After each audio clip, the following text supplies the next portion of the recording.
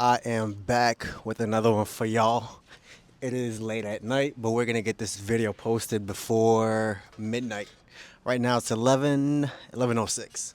I procrastinated too much today, but we're back. This is the ASMR version of Jimmy. Today's gonna be just a casual chat. I wanted to talk about how. Oh no, not trying to get copyrighted. I wanted to talk about how I'm going to. No, not how. Where I should approach business starting off in Kenya, right?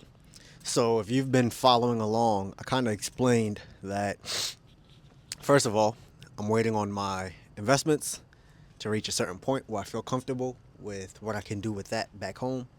And my original plan is to go ahead and get into real estate, build up a good portfolio that can give me a constant generating of like income, right? Constant money coming in every month. And then with those funds, I can one sustain my living and venture into multiple different businesses. So I thought about it from the aspect of when most people are going to Kenya, let's say one, you're retiring, right? So if you're going there just to retire or live a decent life, you're not really looking to get into business, you're probably looking at where you're going to settle based on your preferences. Maybe you prefer the beach, maybe you prefer the busy city, or maybe you want a slower city, somewhere like, let's say, Kisumu, that's not on the coast, right? So that your perspective on where you're going would be different. I'm looking at it from the perspective of business. And I thought about it earlier today and I was like, okay, naturally my mind goes to Nairobi because that's what I'm familiar with. That's where I have some family located, and I have family located in different parts of Kenya, but majority would be peripheral of around Nairobi and stuff. So I'm very familiar with Nairobi, but at the same time, when you're approaching business, Nairobi might not be the best launch pad. We have multiple other cities. So, for example, Mombasa is our second largest city, and Mombasa is a coastal city, different vibe, different pace of life. So let's say different businesses, like every business can work in every city, but let's say you're going into entertainment. Certain entertainment may not work in Mombasa as it would in Nairobi, as it would in Kisumu or Nakuru. You get the point. So we have multiple different cities, and I'm going into this from a business approach.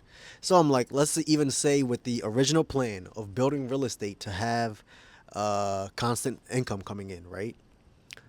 What if building on the peripheral or surrounding parts of Nairobi is not the smartest?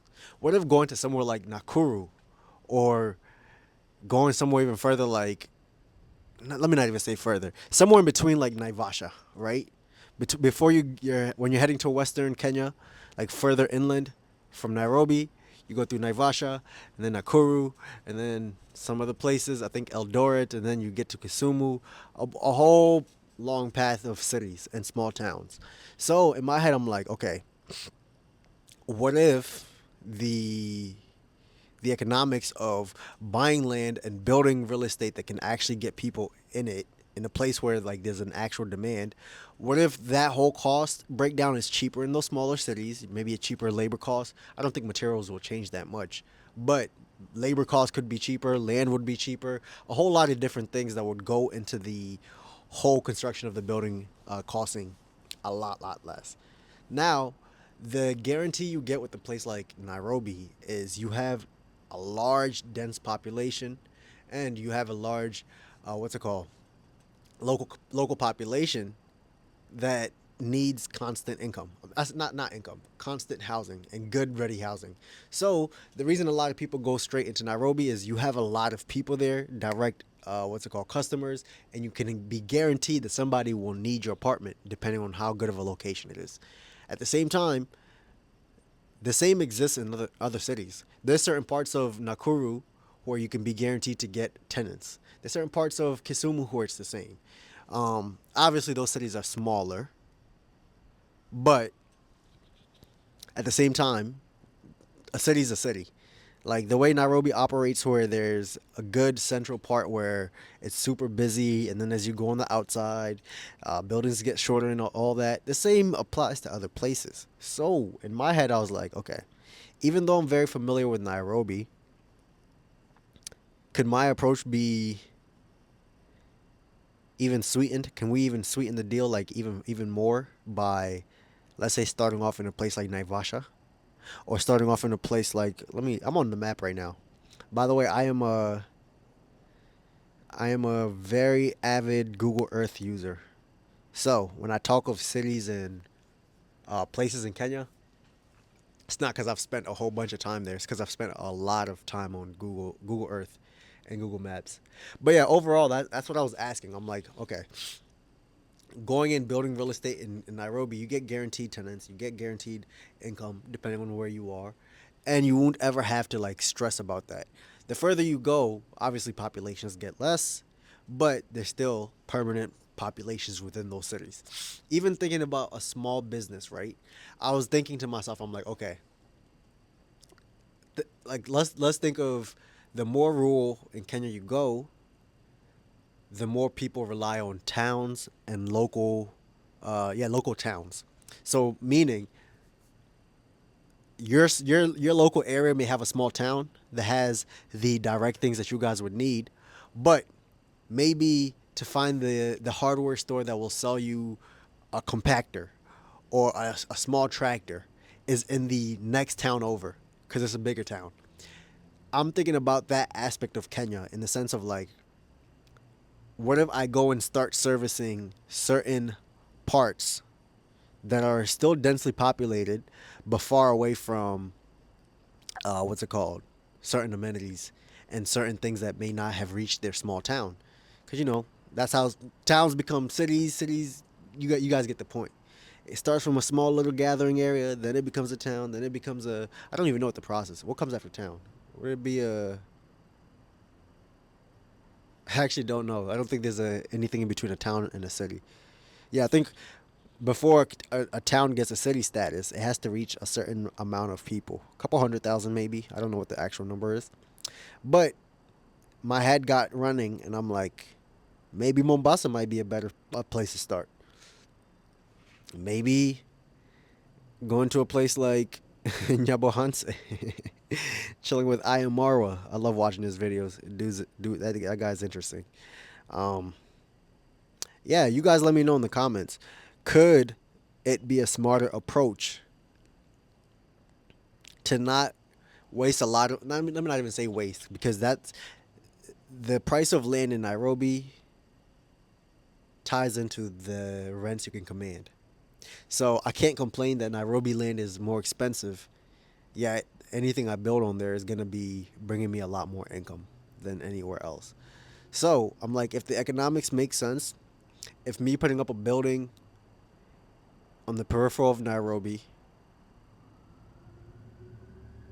would, let's say, generate, would return my money within like 10 years, but doing the same thing in a place like Naivasha, or on the outskirts between Naivasha and Nakuru, like those small places that you meet along the way, would it be smarter to build there and maybe those places have a better rate of return? I actually don't know.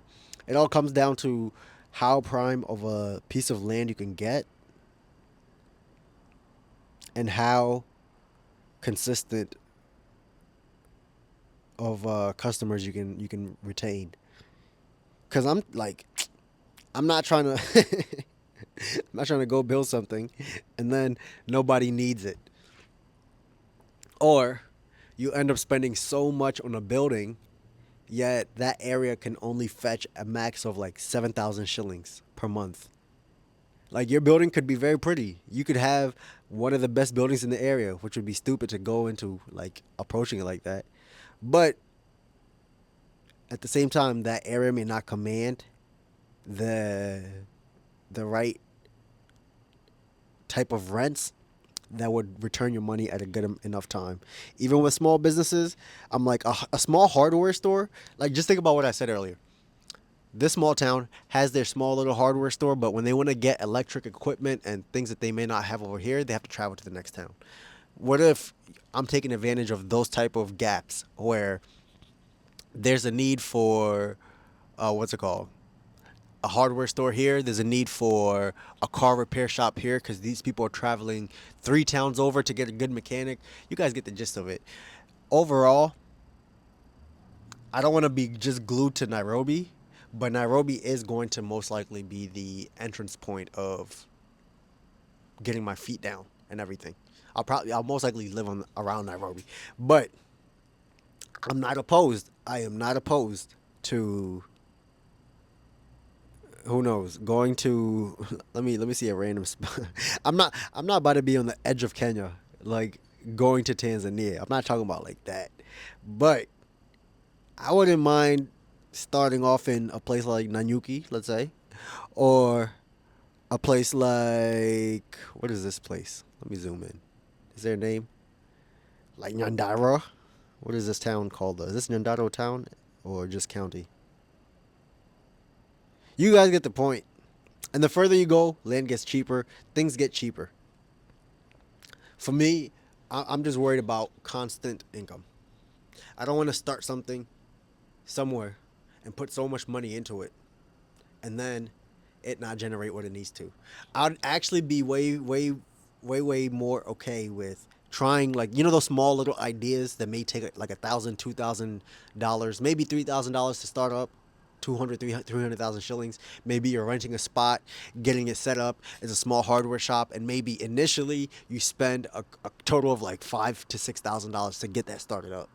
I would be okay with trying those type of businesses out in those peripherals, but I'm not gonna go out there and build a, what's it called, 5-story flat and not have enough people who need that type of housing, where they're okay living in these more shanty towns or Mabati built homes. They could even be Mabati built apartments or the container type things. But I'm not opposed to not being in Nairobi. You guys let me know in the comment section. I just wanted to rant and chat with you guys before it gets too late. It is 11:18. I am very hungry. I need to go make some dinner. Anyways, that is the end of this video. You guys let me know in the comment section. Should I focus on Nairobi, or should I actually look into opportunities in other peripheral cities, because there may be way more opportunity there? Because I think about it like this: going to Kenya and going straight to Nairobi is equivalent to like coming to America and going straight to New York. Things are going to be a lot more expensive. The average building here, like this building I live in, you're not going to get any building in Brooklyn for like less than $1 million, depending on like where you are.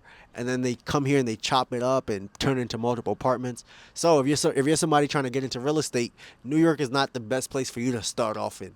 So I'm saying the same thing is like in Kenya.